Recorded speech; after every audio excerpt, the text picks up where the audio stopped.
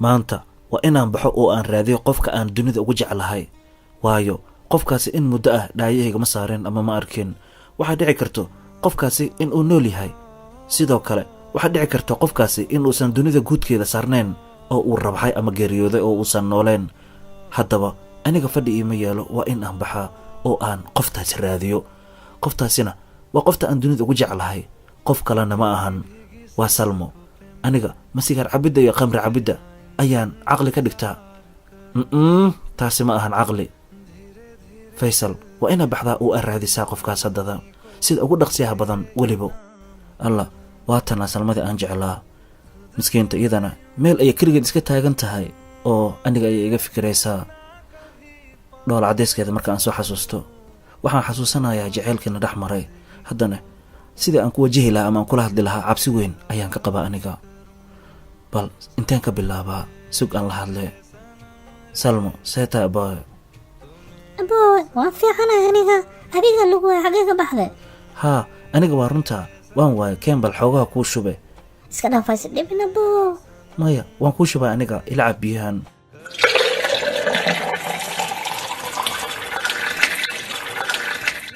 waa mahadsan tahay. jee isku dhac. waayahay, cab biyaha. aniga waan ogahay shaleemada hadda aan ku jirno marka aan daawanaayo. waxaan soo xasuustaa jaceylkii adigii anigana dhex maray Salmo.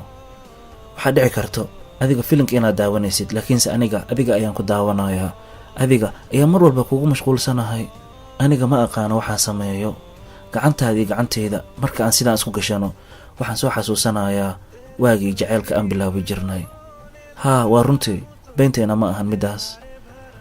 waxaa ogaataa biyahan aa aragtida xareedda ah ee balliga kuu jiro ama biyaha horteena ka muuqdo inaysan ahayn biyo caadi ah, waa biyo xasuus leh.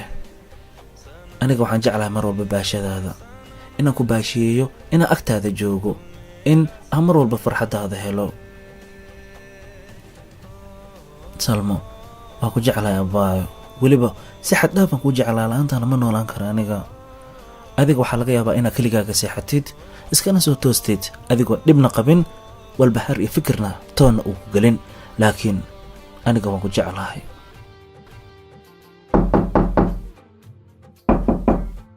yaa waaye? waa aniga. waxaan kuu sidaa ubax, waxaas aad u qiimo badan. gacan liye, waa iga farxisa runtii.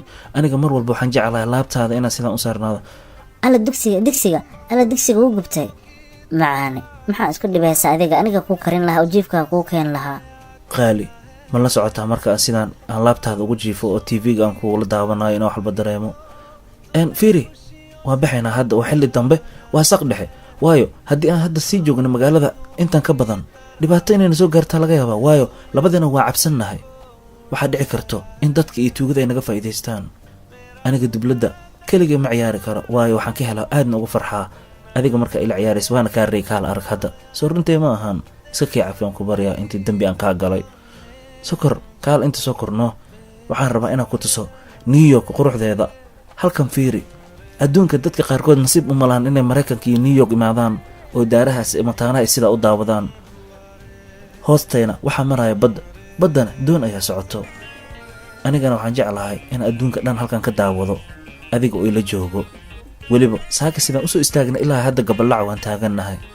arrintaas maxay kugula muuqataa arrin caadi ah? haa, waa arrin caadi ah xaggaaga marka laga fiiriyo, laakiinse aniga agteyda caadi kama ahan. runtii Salmo, waxaan jeclahay mar walbo xasuusteyda in aan adiga kula qaybsado. aniga la-aanta adduunyada waxa ii taraysa ma lahan. gacaliya, maxaa ka fikiraysaane? maanta dhan waa hadlaysay. aniga waxaan ka fikirahay adiga oo keliya, waayo waxaan soo xasuusanahay xilligii gaariga aa kori jirtay, anigana aan bannaanka kuu taagnaan jiray oo aan ku macsalameyn jiray. maxaa iisoo xasuusinaysaa gacaliya? waagaas waxayd waa farax badan oo qurux badan. waa runta, aniga waxaan jeclahay xasuusta in ay jaceylka kaalmayso. mar walba waxaan soo xasuusan jiray xumaanta aan samayn jirnay, sida khamriga cabi jirnay, laakiin hadda waan kaa tegay aniga. macsalaamo.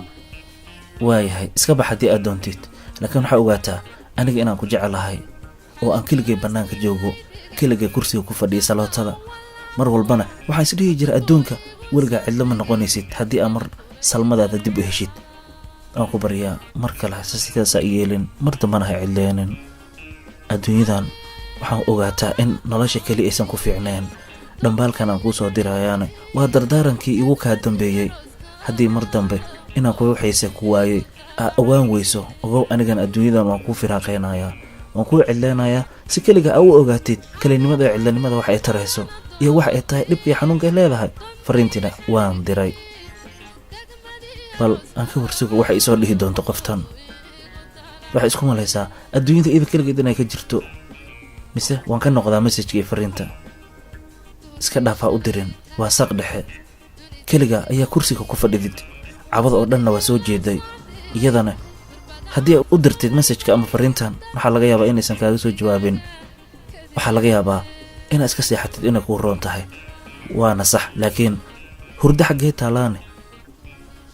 waan kuu xiisa, waana ku waayey, waana ku jeclahay, aad iyo aad ayaan kugu xiisay. adigana daawade, waxaan kaa codsanayaa in aad filimkan ama muuqaalkan yar sheegaraysid oo aad la wadaagtid asxaabtaada kale.